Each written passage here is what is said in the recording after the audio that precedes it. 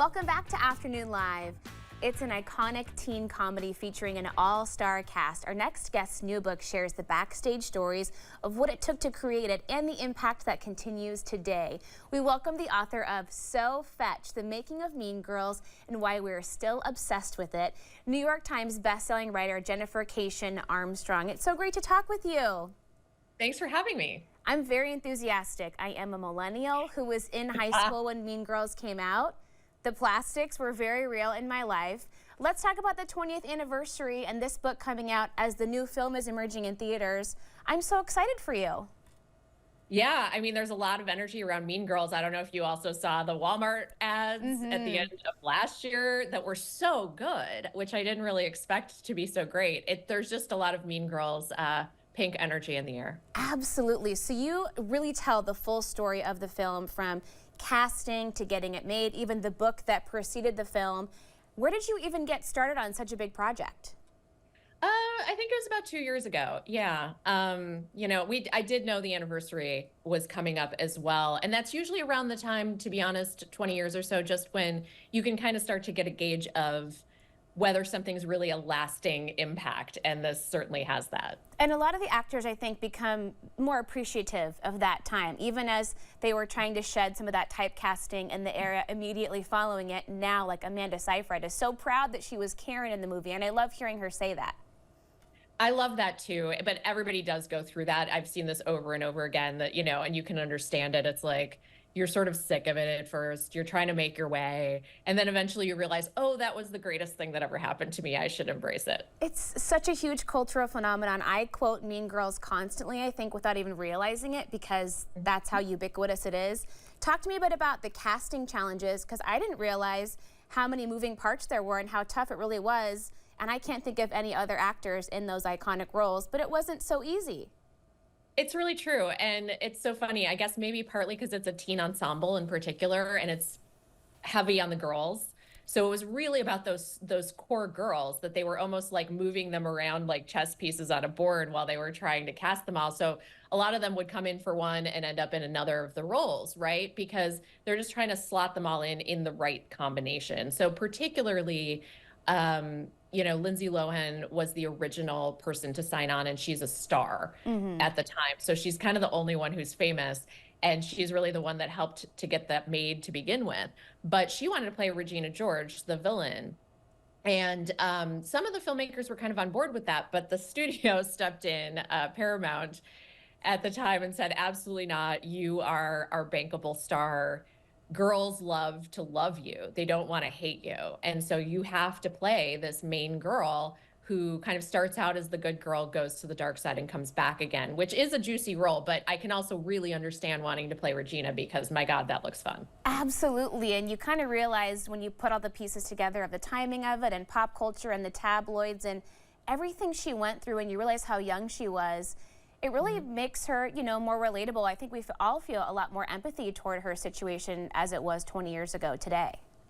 Definitely. I think attitudes have changed a lot, which thank God, right? Because really the way that tabloid culture was in those years right after that, this movie made her just famous enough to kind of make her a target for them. And it was just the worst time. She was still only in her teens after this movie came out. And then she's kind of thrust into Hollywood, stalked by the paparazzi, and trying to go through her 20s. It was just really, really hard. But I think we've seen these redemption stories of a lot of girls from that time who are now women, like Britney Spears with her autobiography, or Paris Hilton. These women were treated terribly and have really come out on top, but which I'm thrilled about, but I wish they didn't have to go through that to begin with. Absolutely. And it is pretty incredible when you think about those four young women. Most of them were teens at the time. Rachel McAdams was a few years older, but they are individually so successful in different ways, and they do maintain that bond, like we saw most of them coming together for the Walmart spot. It's just so beautiful. It really is. It was a nice set. I was so thrilled to hear this, that it would just seem like it was very supportive. It was almost like this warm little cocoon before they all went out into the kind of harsher world of Hollywood. and had these very different trajectories, like you said, but have all been incredibly successful. And that's just such a testament to this movie, the casting. You know, when you have a classic like this that lasts, it's usually because all the elements come together, but you have to have that magical casting, and this absolutely has it. Absolutely. You have some really fun stories that I didn't know about, even having watched the movie 25 times, like the character Damien being inspired by Tina Fey's real life friend named Damien. Tell me a little bit about him. I love that story so much because it just makes it so real, right? Damien Holbrook, who is a longtime TV guide writer, also happened to be friends with Tina Fey back in Pennsylvania when they were growing up and going to theater camp together. And he is very much, and she has talked about it, based on him.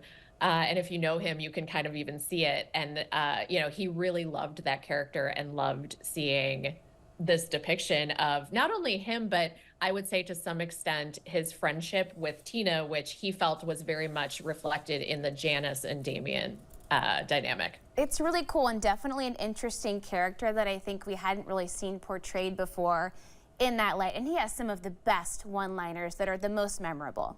I mean, he's got them all, right? I mean, that's not really true. A lot of them have a lot of them, but he really has a lot of them, and was such a scene stealer. And a funny thing about him that's in the book is that he almost didn't get the part either. His first audition, he kind of bombed, which he's talked about, just nervous or whatever, and almost didn't get it. And he ended up having to go to the full cast reading, the first reading of everybody together, as kind of his audition to see if he fit in.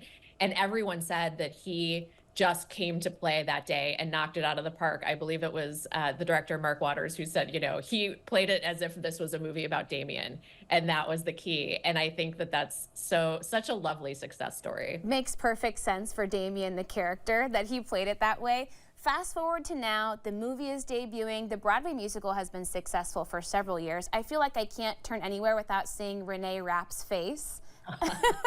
And you talk to a lot of teens now who they've been watching it for the last couple of decades in a new light. Absolutely. I was almost skeptical. People kept telling me that it was catching on with the new generations, but I kept going, "Are you sure?" And so I watched it with some local teens, tweens, really, 6th through 8th graders, and they loved it. And you know, I talked to some other fans of the movie who are teenagers across the country. And yeah, it just seems to be true. It really is catching on with them. It's even quite ubiquitous on TikTok, which I think is very telling because, you know, each generation kind of moves to a new social medium, and TikTok is the big one with young people now, and it is big there. So it tells you, you know, it's really, really happening. And one of the girls I watched it with even had this really funny thing where she knew all the lines to it, but she only knew the lines from TikTok. Right. So that tells you something too. Hey, proof of its staying power on TikTok to this day. Thank you so much for spending some time with us. It was great chatting with you. You too. Thank you. The book again is So Fetch, The Making of Mean Girls, and we'll have more information on our website at katu.com. We'll be right back with more Afternoon Live right after this.